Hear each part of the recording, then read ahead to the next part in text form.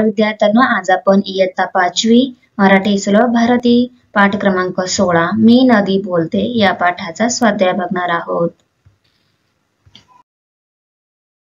प्रश्न क्रमांक 1, खालील प्रश्नांची उत्तरे लिहा। अ प्रश्न, नदीचा जन्म कोठे होतो? उत्तर, नदीचा जन्म पर्वतावर होतो। हा प्रश्न, नदी मोठी कशी होते? उत्तर, नदीला अनेक ओढे व नद्या येऊन मिळतात, त्यामुळे नदी मोठी होते। ई प्रश्न, नदीचा वेग कधी कमी होतो? उत्तर, जेव्हा नदी पर्वत उतारावरून सपाट मैदानी भागात येते तेव्हा तिचा वेग कमी होतो।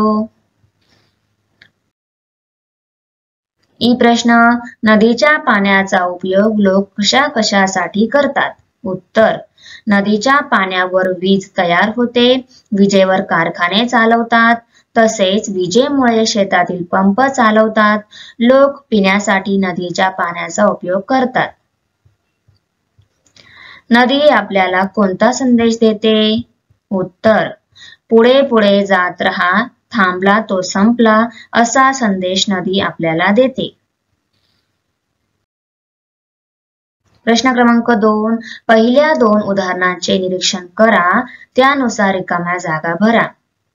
अ आहे चालणे, चालतात, चालवतात। त्यानंतर पळणे, पळतात, पळवतात। भेटणे, भेटतात, भेटवतात। करणे, करतात आणि करवतात। मिळणे, मिळतात, मिळवतात। थांबणे, थांबतात आणि थांबवतात। प्रश्न 3, हिरवेगार यांसारखे रंगछटा दाखवणारे शब्द सांगा। पांढरा, पांढरा धीप, पांढरे शुभ्र, पांढरा फेक, पांढरट। काळा, काळा कुट्ट, काळेशार, काळसर। पिवळा, पिवळा जर्द, पिवळा धम्मक, पिवळसर। निळा, निळा गर्द, निळेशार, निळसर, निळाभोर। लाल, लाले लाल, लाल भडक, लाल सुटूक, लालसर।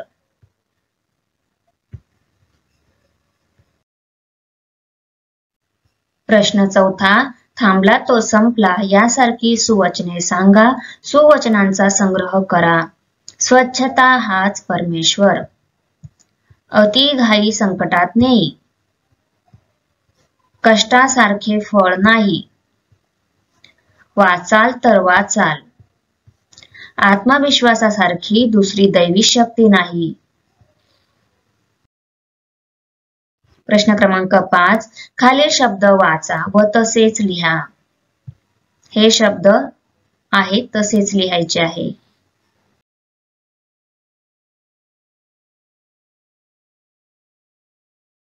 व्हिडिओ आवडली असेल तर आमच्या चॅनलला सबस्क्राइब करा, बेल आयकॉन प्रेस करा, लाईक करा, कमेंट करा आणि शेअर करा। तर भेटूया पुढच्या व्हिडिओमध्ये। बाय।